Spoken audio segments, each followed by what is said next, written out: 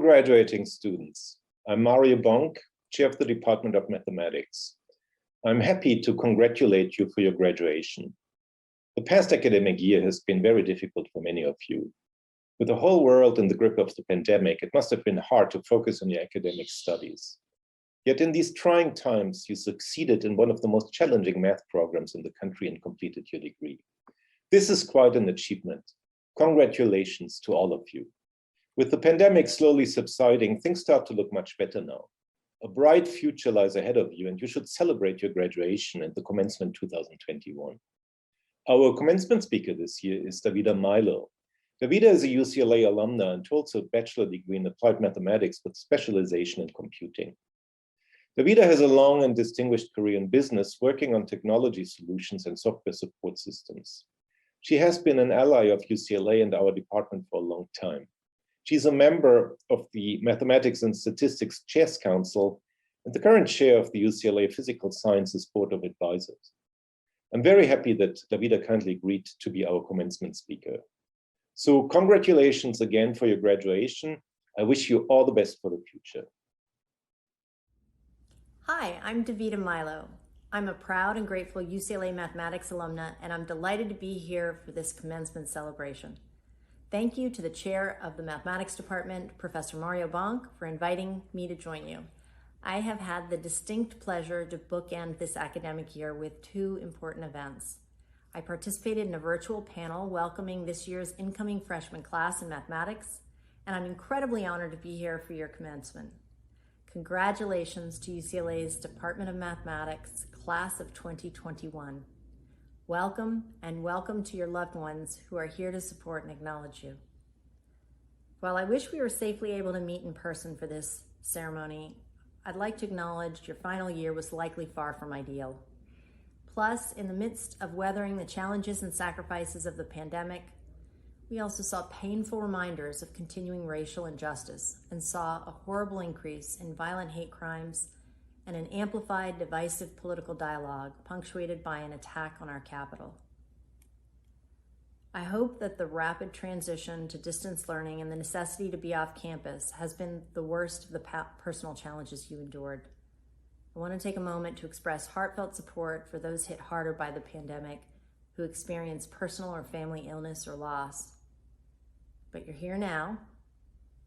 You've clearly been able to navigate with resilience and grit and reach this impressive graduation milestone through unprecedented challenges. Getting here included hurdles beyond a typical college journey. You made it, and I commend you. So how did I make my way here to share this celebration with you today? Well, I was the only one from my South Florida high school to come to UCLA, so I didn't know a soul on campus. I also want to pause to appreciate my high school calculus teacher, Mrs. Patsy Rose. She was an exceptionally capable teacher, and she cemented my appreciation for mathematics. It sparked my interest in it as a course of study. Hopefully, at some point in your education, you've had a teacher who believed in you, encouraged you to take on new challenges, and that you realize in hindsight changed the trajectory of your life. So thanks, Mrs. Rose. A fresh start on a new coast at a large school required significant adjustment. In addition to needing to build a network of friends, I was financially dependent on federal grants to supplement earnings from part-time and summer work, and I took a modest amount of student loans as well. I met many of my dearest friends, and of important note, my husband, while living in the dorms my first 2 years. It was a phenomenal way to cultivate relationships. I had an invaluable crew of friends also taking courses in mathematics in those first 2 years, and those yielded friendships that endure today. I engaged in a wide variety of activities at UCLA. Much of it was part-time work as a front desker in Hedrick Hall. I supported the assistant director in Sproul. I worked in the orientation office, and I administered the math placement exam to all incoming freshmen that summer. I worked at Bruin Woods over a summer as a counselor and enjoyed taking families out on the lake as a fishing guide. And I was able to work as a teaching assistant for a great undergraduate course called The Social Psychology of Higher Education. Now, I hope each of you enjoyed your own unique and amazing experience at UCLA. And although mine wasn't without snags or struggles, as I look back, I'm grateful I took advantage of so many enriching experiences and nurtured important friendships. I carried that pattern of engagement into my early career, where I made strong bonds with valued coworkers who ultimately became close friends as part of a supportive network. So what did I get from a math degree besides a scientist discount on my car insurance? The UCLA undergraduate experience was transformational for me, and it was a game changer in terms of access to opportunity and financial security. In my case, mathematics, along with a specialization in computing, opened doors to interviews with many more companies who were recruiting from UCLA. And let me tell you, I've looked through hundreds and hundreds of resumes through decades of my career, assisting my respective firms with hiring. I can assure you that a degree in mathematics, especially from a nationally respected university like UCLA, garners respect. What can you do with a math degree? The answer is practically anything. Math is foundational. It's essential in STEM subjects, but it also enables other disciplines to make sense of the data that informs their decisions and discoveries. Math teaches one to be analytical, to break down problems into manageable components, to think about why it's true, not just apply a formula. And math pairs well with so many other disciplines and fields, not just education and research, but finance, economics, portfolio management, insurance, medicine, psychology, sociology, and definitely technology. You are trained and educated problem solvers. There are so many avenues where you may take your math degree: education, academia, research, or industry. Mine was a corporate path. I should note that as I approached graduation, my top employer pick did not initially extend an offer. After the closing in-house interview, after which most candidates received offers, I did not. I learned later this was presumably because of a question I'd asked. In my closing discussion with the senior partner, I'd asked how many partners were women. He told me that partners had MBAs and most women did not. He told me women often left because they wanted to start a family. And I looked at him and the framed picture of his family sitting on his desk, and I couldn't help but wonder, why can't I have a successful career and a family? Shortly after I was passed over, fortunately, a few key executives who'd been recruiting me at UCLA circled back and asked me to go through another series of interviews. And ultimately, I did receive an offer. Now, right after graduating, I'd taken a role at an aerospace firm, but this offer and a second from another consulting firm made me reconsider, and I decided consulting was a better fit for me. I joined Accenture, a global consulting firm that delivers business and technology solutions to Fortune 500 and 100 companies. I spent 10 years there and was given the opportunity to work across a wide variety of industries, including aerospace, utilities, high tech, and financial services. And when I left, I developed deep skills in a particular line of business that I leveraged to land a role at a former client. I joined PIMCO, perhaps the best known fixed income investment management firm, in their technology department as the global head of PIMCO's customer relationship management platform. When I joined, the firm was fairly small, approximately 500 employees across 2 US offices and a very small global presence. And when I left as a senior vice president over 13 years later, PIMCO had approximately 2,400 employees and almost a dozen global offices. My team and I had helped deploy a rich set of technology solutions in the US and globally.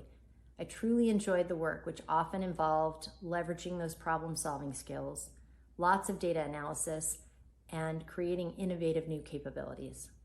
More recently, after leaving PIMCO, I registered an independent consultancy in California, and I've done some limited part-time independent consulting. This has enabled me to have a greater balance the past several years, to still enjoy a professional toe in the water while having more time with my family as my children spend their last chunk of years at home before leaving for college. While at PIMCO, I was grateful to be invited to join UCLA's Board of Advisors for the Division of Physical Sciences. Participating in this board for nearly a decade now has strengthened my deep appreciation for my UCLA education, and I've truly enjoyed getting to know the dean, faculty, students, and my esteemed board members whose resumes brim with eye-popping accomplishments.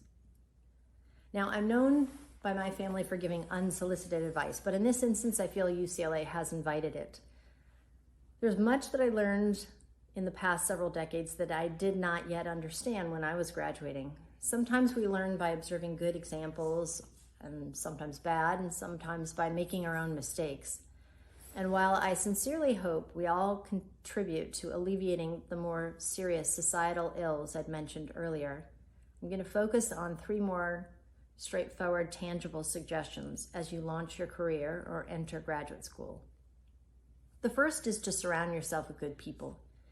They may not necessarily share your identical political or religious views. In my view, they demonstrate integrity in what they say and do. They keep commitments and have a reliable track record of delivering what they promised. They're highly capable in their area of expertise and are strong contributors to a group effort. Good people treat others with kindness, respect, and courtesy, regardless of their level in the organization, their background, their role, race, ethnicity, sexual orientation, gender, or whatever is the same or different between them and the other person. Being surrounded by good people makes your life vastly more productive, successful, and enjoyable. The second is to focus on desired outcomes. Too often I found myself indulging in frustration at a setback or with a difficult person with whom I needed to interact. Instead, keep communications and efforts focused specifically on an optimal outcome. In the moments when you're most frustrated, pause to think about what positive steps you can take to edge toward that goal, that project, that research effort, the meeting, whatever it may be, and work ethically and efficiently toward that goal. The third final bit of advice I'd offer is to create and maintain connections with others. This has served me very well professionally and personally. Stay in touch with the people you value and do so proactively. You have an easier hand of this as social natives who've grown up the majority of your life with social media, with all its good and bad. It enables you to have the ability to re-find a person you met at school, at a job, in a conference. That kind of connectivity wasn't available when I was getting my education or early in my career, so I was writing letters and emails. And after you've met with someone that you don't see or speak with often, if you appreciated your time with them, let them know. I'm a strong believer that a quick text or follow-up message is the cherry on top after a good visit. I don't need to convince you any further except to point out how nice it feels when you're on the receiving end. So create connections. Some people are just passengers and participants that attend the next meeting or gathering. But I'd encourage you to take the time and initiative, and yes, do the work some of the time, to be the creator of some of those meaningful gatherings that bring people together. I found this to be hugely worth the effort professionally and personally. These events emerge in your memory far above the day-to-day. They will be gems you remember fondly when you have decades to reflect back upon. They cement and nurture great relationships, not just between you and those who join, but amongst the participants as well. So in closing, I want to congratulate you again on achieving this esteemed degree in mathematics from a spectacular place, UCLA. I urge you to go forward and use that degree in so many of those diverse and powerful ways to stay connected to UCLA and to each other. Congratulations. Congratulations to Math PhD Class 21. You step up on the world stage to become leaders in our society. Best wishes to all of you. Congratulations, class of 2021. On behalf of the math department, we congratulate you on your accomplishment of your PhD. We're so happy to share in the excitement of your graduation. We're very proud of your accomplishments and are honored that we had the opportunity to know you. We wish you all the best for your future.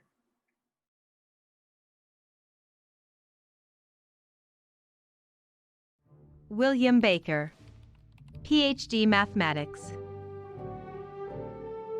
Bjorn Bringman, PhD Mathematics. Austin Christian, PhD Mathematics. Alexander Dobner, PhD Mathematics. Fei Fong, PhD Mathematics. David Heminger, PhD Mathematics. Man Kang Huyen, PhD Mathematics. Andrew Krieger, PhD Mathematics. Young Hak Kwon, PhD Mathematics. Gyu Un Lee, PhD Mathematics. Hao Li, PhD Mathematics. Jean-Michel Maldague, PhD Mathematics. Redmond McNamara, PhD Mathematics. Alex Menon, PhD Mathematics. Denali Molitor, PhD Mathematics. Jacob Mormon, PhD Mathematics. William Oakley, PhD Mathematics. Andrew Smith, PhD Mathematics. Yue Jiao Sun, PhD Mathematics. Laurent Vera, PhD Mathematics. Alexander Wertheim, PhD Mathematics. Benjamin West, PhD Mathematics.